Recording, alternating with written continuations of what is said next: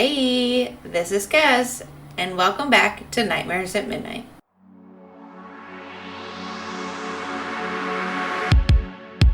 Do I look abominable to you?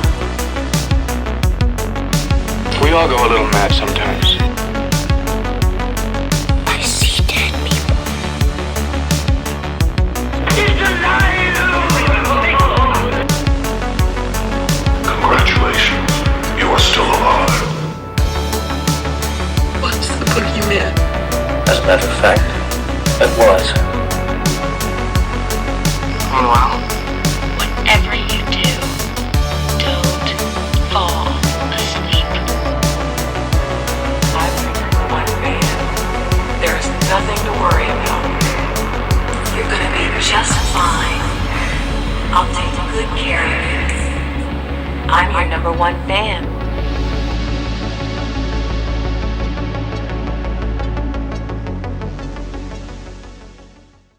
Welcome back. We are finally getting this season off to a start. I fully planned on having an episode out the last 2 weeks, but my last 2 weeks took a serious nosedive, and I'm pretty sure that 2023 can just get bent at this point. I lost my grandma on December 10th. I had to fly down there and be there, and that was pretty difficult for me, especially because today is now my birthday, and having her pass as close to my birthday, and she passed closer to my cousin's birthday, so I feel like that's kind of difficult for both of us, but here we are. So sorry for the delay. One thing that I think would make me feel better and hopefully put some smile on your guys' faces is last year, the same time, my mom and my grandma played something for me, and with all of my podcast equipment, I recorded them playing so that way I could listen to it again, because I knew at some point grandma would be gone. I just didn't realize that it would be as soon as it was. So I'm going to share that with you guys, and then we'll get back to the episode. Okay, go ahead. Happy birthday to you. Happy birthday to you. Happy birthday, dear Keziah. Happy birthday to you. Now this is how it should be sang. Okay. Happy birthday to you. Happy birthday, happy birthday. Happy birthday, happy birthday. Happy birthday to you. Happy birthday, happy birthday, Keziah. Happy birthday to you. All right, thanks for tuning back in at Nightmares at Midnight. I am so happy to be back in the Pod Lab recording. Some of you guys have me on Snapchat and like Facebook Messenger, and you've been seeing my pictures of me doing the recording. Some of you have suggested that I do a YouTube channel and record while I post. I don't know that I'm comfortable enough with that yet. My Pod Lab is a mess and disorganized, and I get nervous just talking on the microphone, so let alone being recorded while I'm doing it. Plus, I have Yeti in here with me, and I record at all different times of the day. I don't know if I'm up for the YouTube channel yet. Maybe once we get situated in Florida and I have a little bit better space and time to be able to do that. Maybe. But we'll see. Anyways, I'm not going to go through the list of where you can listen to us at, because obviously you found us somehow. Although, don't forget about patreon.com/Nightmares at Midnight podcast, where you can find us and support our podcast to keep it going. And don't forget to email us your ideas of what cryptids and spooky stories you want to hear at nightmaresatmidnightpodcast@gmail.com. Alright, I got the spiel over. Today's episode, what are we going to talk about? Alright guys, so you know that I love art, you know that I love painting, pretty much anything that you can consider under the art umbrella is my thing. I want to point you in the right direction. If you're looking for spooky or mythological paintings, this is the direction to go. My friend Katie, she paints and she's got her own website, which is Glow Paintings by Katie M, and it's on Etsy. So if you go to her website, her Etsy page, she's got all sorts of different art. One of my favorite things that she's done is she has painted Medusa's gaze painting, which actually glows in the dark. It's pretty cool, if I can say so myself. Jump over there, get one of those paintings, and tune into my podcast. Okay, so today's topic is Goatman. I was suggested several times while we were off air to do Goatman, so this is definitely one of the first ones that I wanted to get my hands on as soon as we returned. Goatman stories and legends kind of originated around the 1930s and then became popular again in the 1970s. The information that I found, this creature was commonly claimed to have a human face, but with a body covered in hair. However, descriptions kind of differed on whether Goatman greatly resembled a hairy humanoid or a human with the lower portion of a goat, similar to the fauns of Greek mythology.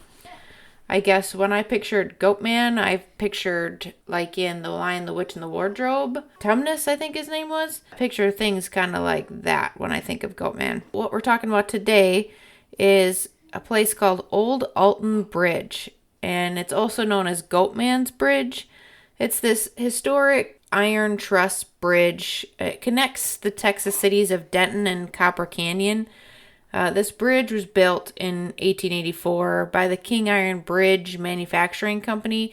It originally carried horses and later automobiles over Hickory Creek at a location that once was a popular ford for crossing cattle. So what that means is they basically built this bridge over top of a creek that was usually used to bring cattle across it. The bridge takes its name from the abandoned community of Alton, so Old Alton Bridge, which between 1850 and 1856 was the seat of Denton County. This bridge is the subject of several ghost lore stories featuring quite a vengeful ghost. The heavy traveled Old Alton Bridge remained in constant use until 2001, when vehicle traffic then was moved to an adjacent concrete and steel bridge because this iron one was starting to fall apart. Prior to the new bridge, it was necessary for motorists to signal with a car horn before crossing because it was a single lane bridge. The new bridge straightened out a sharp curve on both sides of the creek and provided additional travel lanes, making it way easier to get across. After the vehicle traffic got removed, it kind of became a popular location for nature enthusiasts and photographers because it isn't used for what it was anymore, so it kind of got overgrown. Old Alton Bridge was included in the National Register of Historic Places on July 8th, 1988. When you go to this bridge, I've seen pictures now of these plaques that are up, mounted on the bridge there, and there's a couple of them. One of them says, entered in the National Register of Historic Places with the date of 1988. Then there's a second one that says Old Alton Bridge, Hickory Creek at Copper Canyon Road, built in 1884, listed in the National Register of Historic Places by the United States Department of the Interior. Locally, though, the bridge is known as Goatman's Bridge, as it is said to be haunted by a half-man, half-goat figure called, obviously, Goatman. The belief is based on the legend of a black goat farmer named Oscar Washburn, who was said to have moved his family to a residence just north of the bridge. A few years after moving, Washburn, having become known as a dependable and honest businessman, and dubbed the Goatman by locals, displayed a sign on the Alton Bridge reading, "This way to the Goatman." But the success of a black man was still unwelcome to many, and in August of 1938, Klansmen and the local government crossed the bridge and kidnapped Washburn from his family. They hung a noose on Old Alton Bridge and, after securing it around Oscar's neck, threw him over the side. When they looked down to see if he had died, the noose was empty, and in a panic, they returned to his family home and slaughtered his wife and children. Locals warn that if you cross the bridge at night without headlights, as the Klansmen are said to have done, you will be met on the other side by the Goatman. Ghostly figures and strange lights are said to appear in the surrounding woods, as well as reports of visitors being touched, grabbed, and having rocks thrown at them. So, while reading and checking out information on this, I did find on KUT News an article, and I listened to where they talked about it, and they covered the bridge on, ironically, Friday the 13th.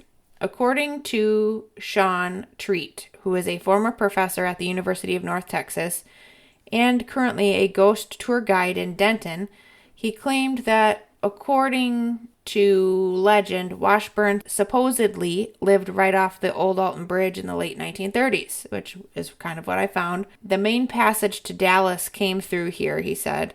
There was a big bunch of nothing between here and downtown Denton Square. This was darkness. Sean Treat said when you came across, you would see a sign that says this way to Goatman.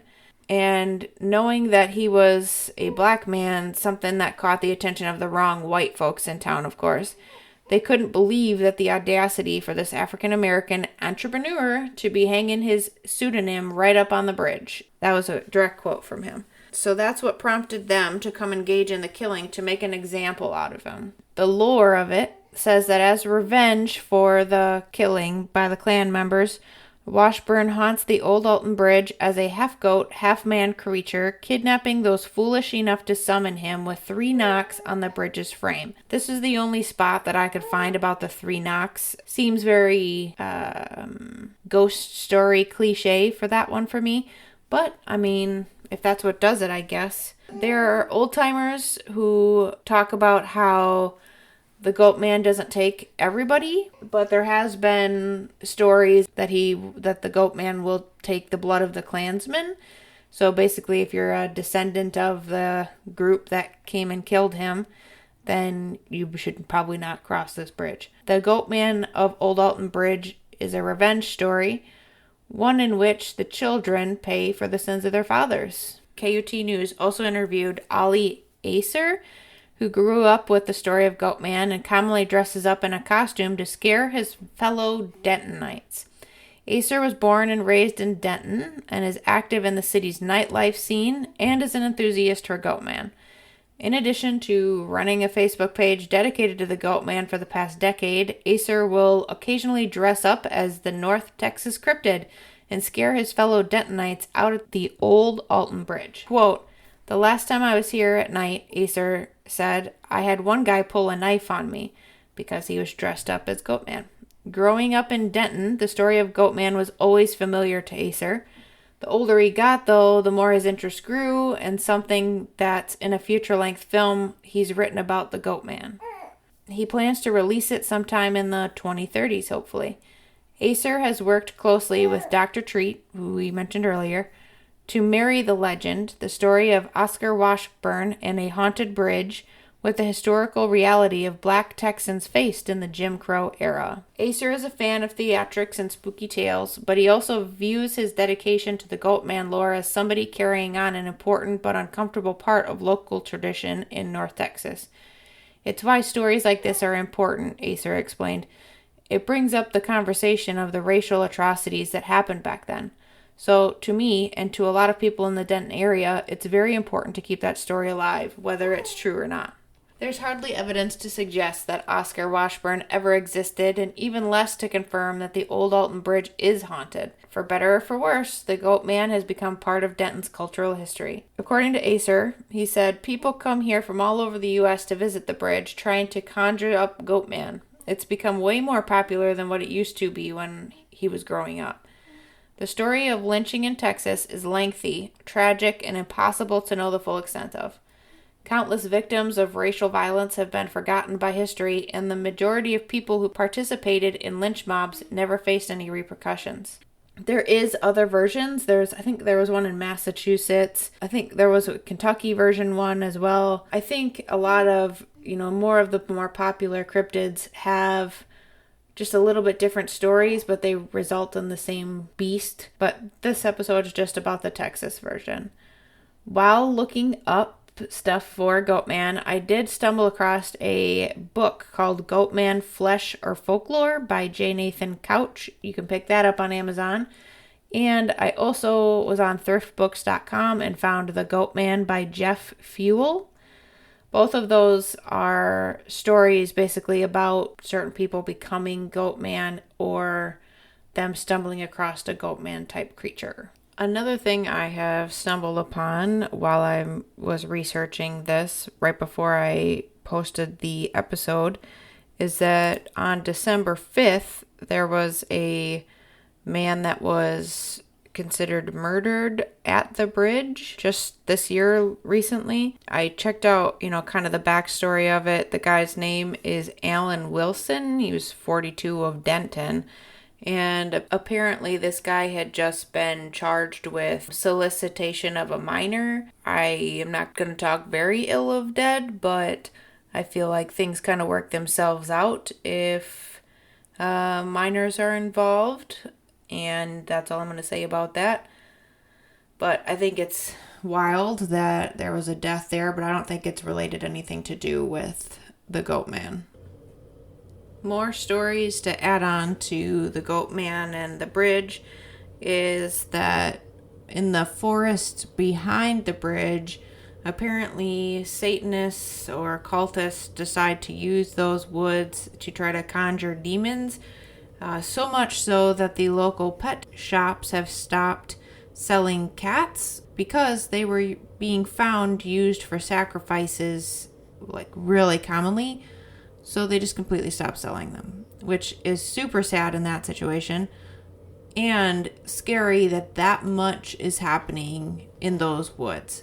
I watched a video from BuzzFeed Unsolved where they went to the bridge. The two guys that are in BuzzFeed Unsolved, Shane and Ryan, they go and they check out the bridge. They are on camera, trying to provoke it. Nothing comes out. They do go into the woods behind it. They see, bushes moving, the typical cliche scary part, but nothing really of hard evidence. So, do I believe that there's a Goatman? I believe that the spirit of this African American man who was potentially hung by the Klansmen, I believe that spirit probably is still there since that did happen. Because I do believe that spirits hang around long after they're supposed to be gone.